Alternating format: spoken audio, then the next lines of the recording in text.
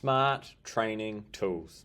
I've included this module because I think it's an interesting discussion when we're starting out, and we live in an abundant world where there's all these amazing sensors that can be on our wrist, in our phones, and we've got all this technology to log how we're going, where we're going, what we're doing. And I just thought I'd cover that in some of the major brands so that you've got an insight about what's going on whilst you're training, whilst you're working with your breathing, whilst you're working with your running. And I hope you'll pick up on this throughout the eventuation of this discussion about smart devices and smart tools that we can use in our training. But I've personally run a full 50k ultramarathon and a full 100-kilometer ultramarathon, both the UTA 50 and the Tarawera Ultramarathon 100, with no smartwatch, only ever logging Ks and time on my smartphone with Strava, because phones are mandatory gear on most ultras anyway.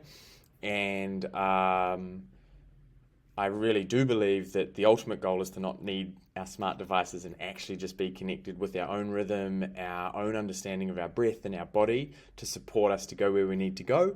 I'll elaborate on a story as to why maybe when we start to push it a little bit further, knowing some heart rate or pace or time data live in real time can be beneficial. But otherwise, if, for instance, you don't have a smart watch or heck, for any reason you don't have a smartphone on you, it's not the end of the world. I believe this should be accessible to everyone, and when we just understand to connect with our bodies and how we're going, it can give us massive insights as we're moving along. So let's dive into some smart tools and some of the modern brands and what they do and how they do it and what that means. So let's go. Smart training tools. Here's what we're going to cover today. Heart rate variability, HRV. What it is, HRV and recovery, and how to measure it. You've probably heard this term around the place, whether it's through running or whether you've just got a new watch. It's a little bit of a buzzword at the moment. We'll unpack the details of this, why it's important for things like sleep, and how you can track that.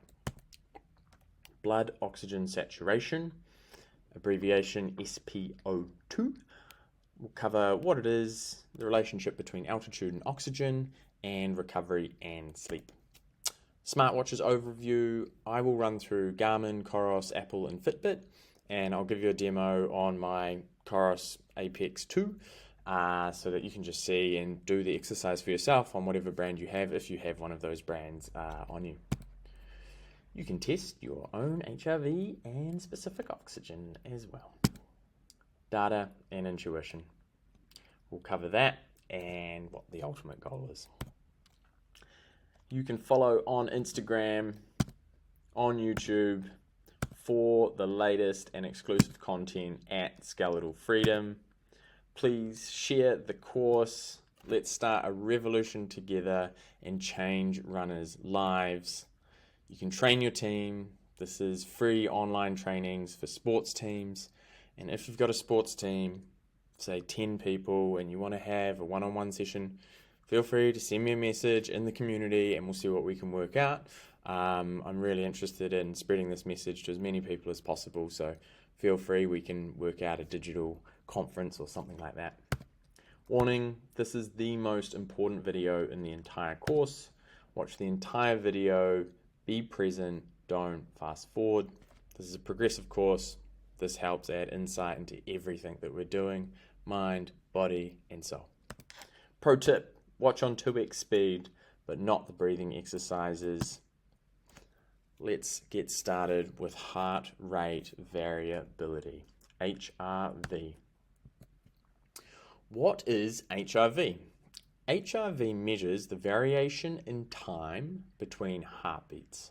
It's a non-invasive way to assess the autonomic nervous system, abbreviated as ANS, which controls heart rate. So it monitors the time between heartbeats, and what they've found is that this is directly correlated to our nervous system, okay? And so the broad umbrella of our nervous system is the autonomic nervous system. So this is think of autonomic like automatic, like your automatic car, right? It's the automatic nervous system and the automatic response when our body is under stress or under load or in peace or in calm. And under the autonomic nervous system, there's two branches, the fight or flight or the rest and digest, which is the sympathetic nervous system, which is the fight or flight, and the parasympathetic nervous system, which is the rest and digest. So heart rate variability essentially is an indicator of your body's natural rhythm, and they've found the correlation that if the heart rates and different devices and different smart tools measure it in slightly different ways, if the heartbeats have certain distances between them, what they can indicate is when the body is in a resting state and when the body is in a stressful state, indicating the difference between being in fight or flight or rest and digest. And so obviously when we're training or running, we impose stress on our body and we then need to recover. So if we understand where our heart rate variability is throughout that process, we can monitor that through our training, through our day-to-day, through our week-to-week, and this can be a really valuable tool to keeping ourselves well whilst we're doing hard things. Recovery indicator. Higher heart rate variability generally indicates a well-recovered, adaptable, and resilient autonomic nervous system, whereas lower heart rate variability can signal stress, fatigue, or overtraining. So if the tank's low, we're probably running in the stressed out part of the autonomic nervous system. If the tank's high and our heartbeats are coherent, then we're probably sufficiently recharging, restoring, and recovering in our body. Training adaptation. Monitoring heart rate variability can help runners adjust their training intensity. A sudden drop in heart rate variability might suggest the need for more recovery time or a reduction in training load. So if on the weekend, say you go for a Sunday long run, it might increase the stress on your body significantly. The body might be working really hard throughout that evening and the next day to recharge all the cells from all the work we've done, and then we might start seeing that heart rate variability return to normal. These smart devices can essentially track that and give us indications of where we're at so we can support our optimal recovery and stress as we begin to train our bodies. Stress management. Since heart rate variability is influenced by stress, tracking it can help runners manage both physical and mental stress, optimizing overall well-being and performance. This is really interesting because stress isn't always visible, right? We might be walking around with a limp. We understand there's some sort of stress causing that in our physical body, but often mentally we can't pick that up on person to person or within our colleagues. And so this is a really unconscious indicator of how stressed our body is, because the heart rate variability measures our autonomic nervous system, which is our automatic nervous system in essence. So it's something that we can't see, and that's what makes it so powerful. Optimal heart rate variability is maximized when the heart rate is reduced to 6 breaths per minute. So just like we've previously covered, our breathing is connected to our heart rate, and core branches of our nervous system are wedged essentially smack bang in the middle of the intersection between the pericardium and the diaphragm. And so when our breath is optimized, light, slow, and deep, this also directly impacts our heart rate variability. How to measure. Many smartwatches and fitness trackers now include HRV measurement, and we're going to go through some of those today. Here is an example from my COROS app as what this might look like in your device. Now, various devices have different outputs and different measurement scales based on how they interpret the studies and how they choose to communicate it to their users. So this is just an example of my one. If you've got a different brand, please look it up. Usually all of the main players have an awesome blog on their website explaining the ins and outs and what you can look for in your training. Blood oxygen saturation, SpO2. The S in the P, small p, stands for significant pressure. Essentially the significant pressure, or what they call the partial pressure of the oxygen in the body's system. And so these smart devices can measure that. What is SpO2? SpO2 measures the percentage of oxygen-saturated hemoglobin in the blood. It indicates how effectively the lungs are delivering oxygen to the blood and the rest of the body. So it measures in our body, our blood is constantly circulating about 4 to 5 liters of blood in our body at any one time, and it measures within the blood, our little cells of the hemoglobins, how many oxygens are essentially attached to them, or how many oxygens are in that stream of hemoglobin within the blood. And so it can tell us how effectively our lungs are delivering oxygen into that blood, because the lungs are that diffusion barrier between our carbon dioxide and our oxygen.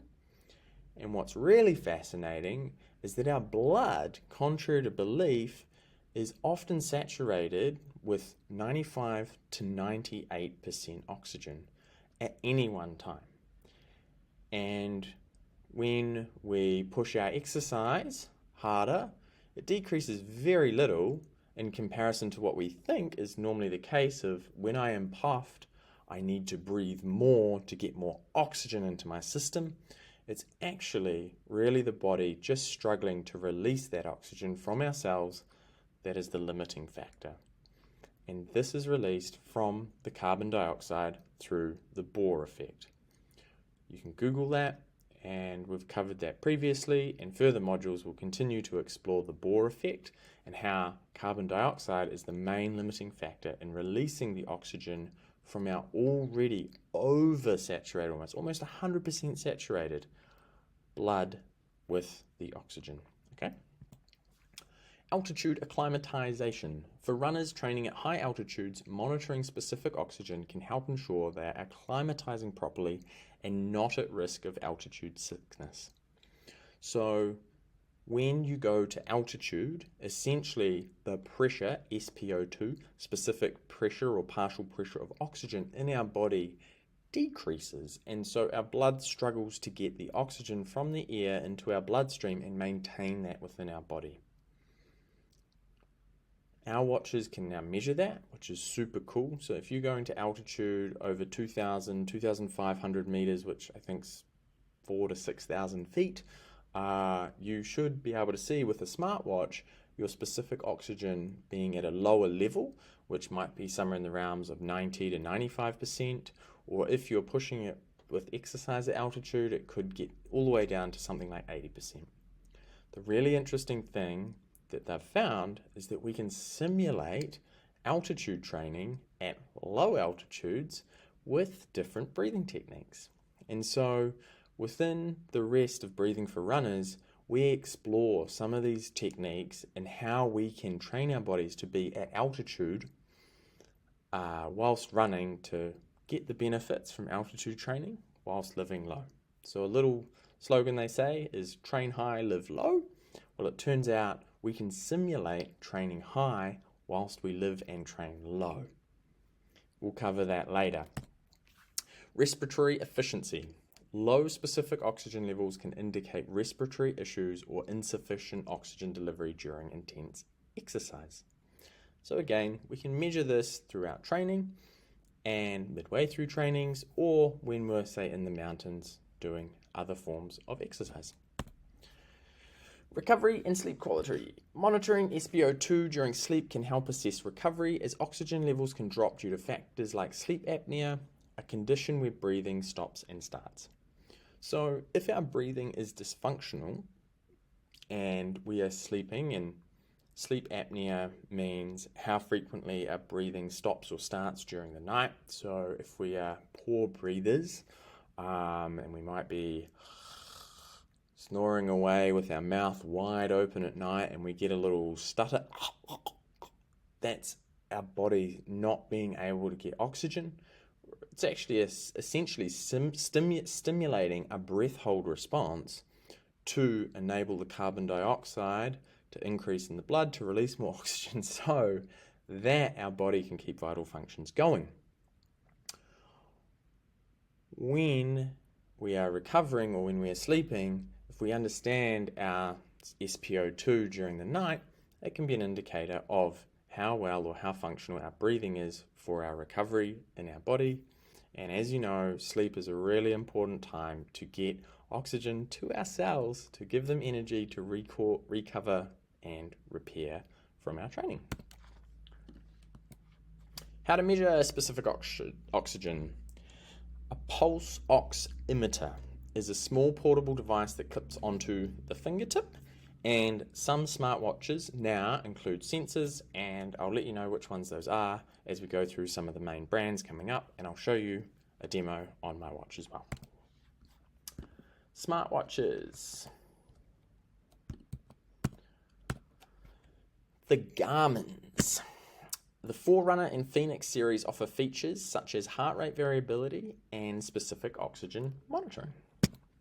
Heart rate variability is accessed through the Health Stats widget. Specific oxygen can be found under the Pulse Ox widget. So Garmin just calls it something different. Pulse Ox means pulse oximeter, and that's a widget within the Garmin technology. Here's an example of one of those watches and what that might look like for you. Apple Watches. The Apple Watch Series 6 and later models include heart rate variability and specific oxygen. The HRV data is available under Heart in the Health app, and specific oxygen can be monitored using the Blood Oxygen app in the App Store. This is an example of the Apple Series 6 and what this might look like for you.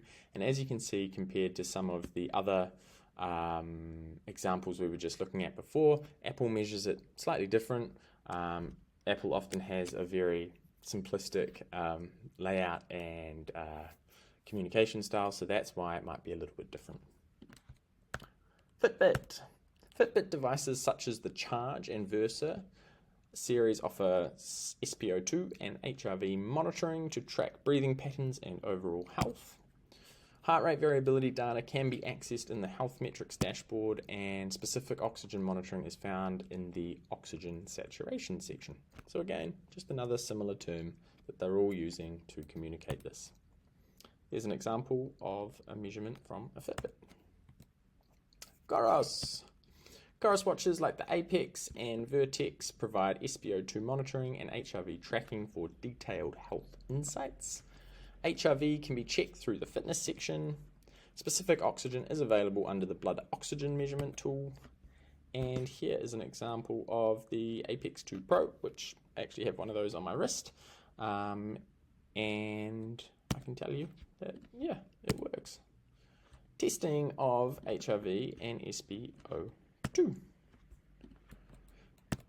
So what I'm going to do is I'm going to show you a little demo on my COROS Apex 2 Pro. In the COROS setup, essentially the HRV tracking data is within the app, and so you can check out your own HRV tracking data throughout your app, and it works best when you do it at night or leave your watch on during the night, and often the apps will require 4 to 5 days of consistent data to get the patterns, and it'll show you that recommended range often of where you should be sitting as you're training, and your cardiovascular and your breathing capacity increases. So in the COROS Apex 2 Pro, to get into it, I hold down on this bottom button for about 2 seconds, and that opens up the menu where you've got resting heart rate, battery, metronome, all of that good stuff, and we'll come back to, there's a wellness check, broadcast heart rate, but we want the oximeter.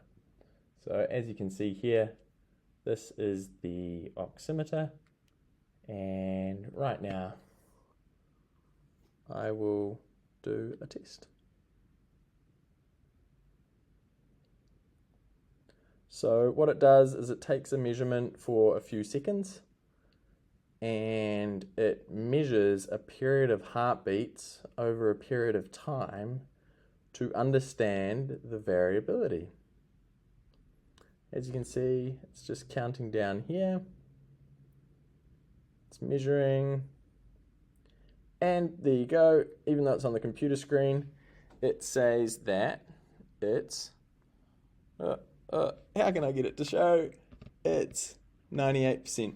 So that tells me that my blood right now is saturated with 98% oxygen, which is crazy. So right now, I don't need to breathe heaps to increase that. And even if I did, I couldn't get any more oxygen into my blood.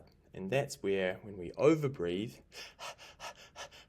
we hit hyperventilation and the body shuts us down to try and stop that because it just can't get any more oxygen in, and it needs to increase the level of carbon dioxide.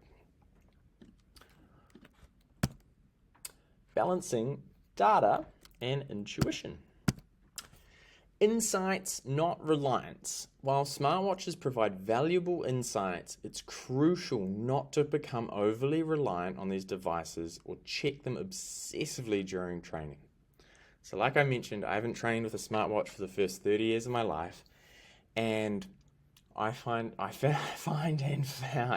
it fascinating when you might be at a park run or a social run and you've got people around with lots of smart technology and they're jogging along and all they're doing is this the whole time, okay? And so unless you have like a specific training need to really look and understand that, because you might be doing a low heart rate run or something like that, the act of checking gets you out of rhythm. It can send mental signals to your brain that, oh my God, my heart rate's really high. It can do all sorts of things that aren't actually conducive to just feeling into the movement, right? And so what I'll encourage you to do if you do have one of these smartwatches is really use it for insight and not reliance, okay? Feeling into our bodies is the number one tool that we have to be really effective in our training and our running, and check out the data afterwards. Autonomy and sensory awareness. The ultimate goal is to develop a sense of autonomic breathing and bodily awareness. This means being in tune with your body's signals and adjusting your breathing and running technique based on how you feel. How you feel is king. It doesn't matter what your watch says. Unless you're experimenting with specific breathing techniques, it probably won't change the game. Learning specific tools within your body, such as extending exhales, different breathing rhythms, different breath hold techniques, or working on warm-ups or cool-downs or downhill or uphill techniques within your breathing and your running, will actually be the number one thing that you can do to impact the little data that displays retrospectively on your watch. So try and be proactive, feel into your body, use the breathing tools from this course, and that'll be a far better measure of success throughout your training. Supportive data. Use the data from your smartwatch as a supportive tool rather than a crutch. Let it guide your understanding and improvement, but prioritize developing your ability to sense and respond to your body's needs independently. Going long. The longer you go, the greater the complexity. For example, I trained for the UTA 50 and TUM 100 completely on intuition, but a watch definitely could have helped. So yes, I trained for the UTA 50 and I did that in I think about 6 hours and 20 minutes, or maybe 18 or 17 minutes was my time on the clock. I did all of the training building up to that, no watch, just phone, logging Strava, Ks and time. And I did the same for the Tarawera Ultra Marathon 100 kilometer race. All of the training leading up to it, which I was logging regularly over 100 kilometers a week or 60 miles per week. And then it wasn't until race day where I actually reflected post the race that I could have actually probably benefited from a watch. And the main reason wasn't for heart rate, it was probably actually for splits at the end of it. And what happened in that race is I came in just after 12 hours. And what was really interesting is obviously race environment. I'd never done 100 Ks before. My training had gone really well. I was feeling really confident in my ability and my body. And I just set off into a comfortable pace. Obviously no watch to tell me how I was going. Yes, I had my phone and my Strava, but I wanted to leave that because I had to run for 12-ish hours, right? And I had a little thought in my head that I could go for a sub 10 hour, and I thought it was possible based on my training and what I'd done, but also considering that I've never been past 60 kilometers in one run. I'd done the duration of time, like 12 hours on my feet. I'd done less kilometers, more vertical. I'd done all sorts of different simulations. So I had a fair idea that my body was probably capable of going sub 10 hours. And then on race day, I just sort of switched off, went with the flow, felt into my intuition, my fueling, everything. And I made a plan, and I was going through that in my run, and I was just checking in on like core times that I was at aid stations, and I was doing well. And it turns out, looking back after I'd finished the race, I completed the first 50 kilometers of the race in 4 hours and 20 minutes. So it was the fastest 50Ks I'd ever done. Maybe the sixth aid station was at about 60Ks after this big 20K section that was some solid vertical, and you drop down this massive drop into the aid station. And I was ahead of schedule by probably 15 to 20 minutes. I took some time at that aid station and then went back into it. And to get out of there, you had to go up this big hill, and that was pretty much at the 60K mark, which I'd never been past before in my body. And it then took me essentially 8 hours, twice the time it took me to do the first 50Ks to complete the last 50. And so I think the lesson there for me was that if I had have had a watch that had have just told me my pace as I was going consistently, I probably could have done a sub 10 hour and gone slower in the first 50, stored more energy in the bank, and then succeeded in that last 40 far more successfully. But hey, these are all lessons and understandings that we experience when we do things we've never done before. So it was really amazing to have that experience. And one of the first things I purchased after the Tarawera 100 was actually a smartwatch. One, so I can understand a bit more about the heart rate and stuff like that with my breathing. And then two, also for pacing and doing a bit more technical training and things like that moving forward. So that was my lesson. And yeah, what I can still say though is that through that training, you can do it fully on intuition if you're conscious of your breath, conscious of technique, and have a plan and stick to it, and check in with your body when it's tired and when you need to recover. It's totally possible without the smart tools. In summary, HRV is an indicator into our autonomic nervous system which controls heart rate. Specific oxygen, SpO2, is the level of blood oxygen saturation. Remember, at rest, this is generally 95 to 98%. Simulating altitude, nasal breathing simulates altitude training. So when we reduced the volume of air that our lungs can take in at normal sea level or lower levels or less altitude, essentially that increase in pressure in our lungs can simulate altitude training for our body, which makes it a really powerful ally and a really powerful tool in our training. The goal, run and recover on full intuition, ditch the watch. Please share the course if you found this valuable. Let's start a revolution and change runners' lives together. You can follow on Instagram, YouTube,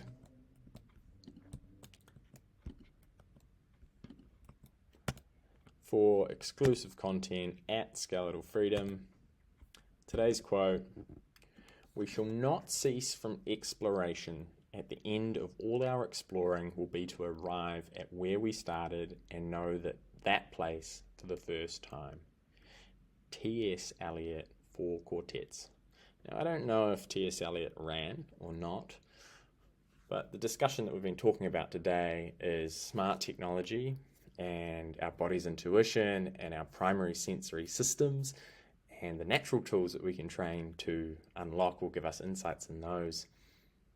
What he's talking about here is that as human beings, we'll never have a desire not to explore, whether it's our edge or another further run or a new country or a place or relationship, all of those things. But at the end of all of that exploring, often it's very interesting to observe where we come back to where we started, and we will almost experience and know that place for the first time once again. So I encourage you to use your fascination with the technology as a tool, but hold in your heart and maybe in your lungs just the thought that maybe one day I could do most of this training without the smart device. So hope that helps, and I look forward to seeing you in the next module.